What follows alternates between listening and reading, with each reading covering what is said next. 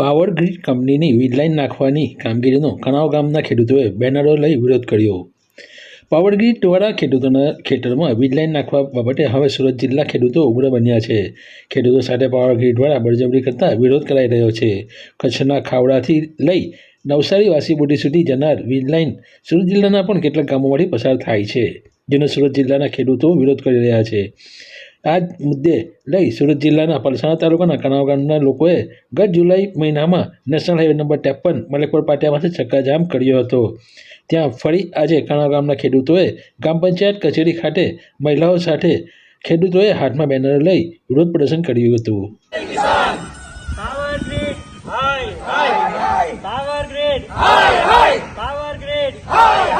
Line हटाओ, खेती बचाओ, लाइन हटाओ, खेती बचाओ.